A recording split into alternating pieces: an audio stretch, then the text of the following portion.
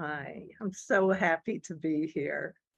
We're delighted to have you amongst us. Thank you. My question has to do with conditioning, and I've written it down. Seemingly, some of us have much more than others. And I'll leave it at that. Given Bernardo Kastrup's model of what occurs with the dissolution of the body, does the conditioning, do the tendencies that still exist fall back into awareness and then eventually coalesce into form again? And yet all of it's impersonal. Okay. Remember Camille William Blake from this morning?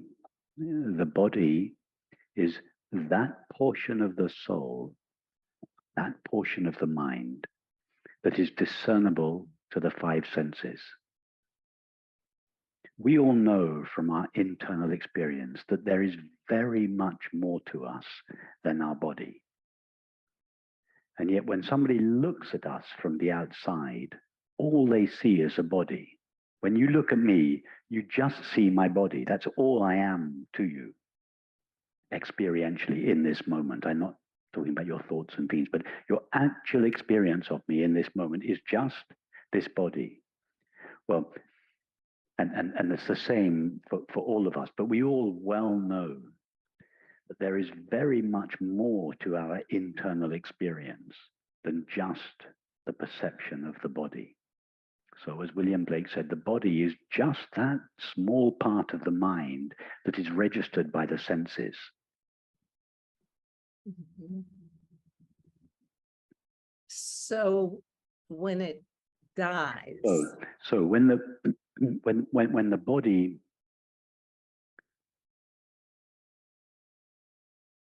body dies, at least a part of the mind, if the body is the external, as we said this morning, if the body is the external appearance of the internal experience of mind, and each of our minds is a localization of consciousness, then what does the appearance of the death of the body correspond to internally? It corresponds to the delocalizing of consciousness. Consciousness has localized itself in the form of each of our minds, and that localization appears from the outside as a body.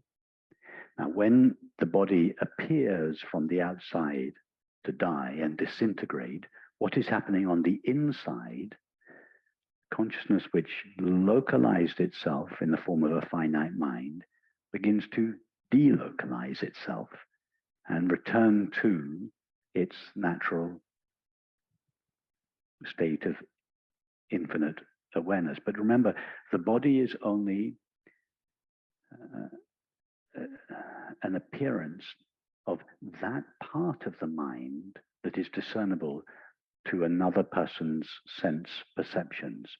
So the disappearance, the complete disappearance of the body doesn't necessarily correspond with the complete disappearance of the mind. It just corresponds to that, the disappearance of that part of the mind that are perceiving, that another person's perceiving faculties register.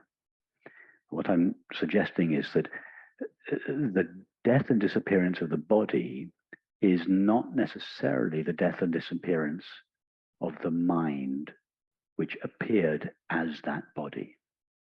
Right. It corresponds to the dissolution of an aspect of that mind, but part of that mind, as it decontracts and goes back to consciousness, could remain in the field of infinite consciousness, but not be discernible to the five senses. This would correspond, for instance, in the Christian tradition, to an angel. We can't see angels. So could it be that an angel is obviously still an angel is not infinite consciousness. It is an entity of some kind, but it's not discernible to our five senses. And that's why we tend not to believe in angels, because in our materialistic society, we only believe in things that are discernible to our five senses. But our five senses are just pick up a very narrow bandwidth of reality. We tend to think of anything outside that bandwidth as being non-existent. No, it's not non-existent. It's just not discernible by the five senses. So an angel or an angelic presence could be an aspect of mind that is not registered, that the radar of the five senses is not sensitive enough to pick up. So they could be entities made of mind that don't appear in time and space, because time and space is just the limited framework that our capacities of thinking and perceiving impose on reality. But just because they don't fit into time and space doesn't mean they don't exist in reality. So when somebody dies, a part of their mind, that part of their mind that is discernible as the body, could disintegrate or unravel, but a deeper aspect of their mind could remain. It may continue to delocalize and go all the way back to infinite consciousness, or it could remain in some disembodied form and coalesce downstream and form the basis of a new entity, which later on will be perceived by another person as a new body. Okay.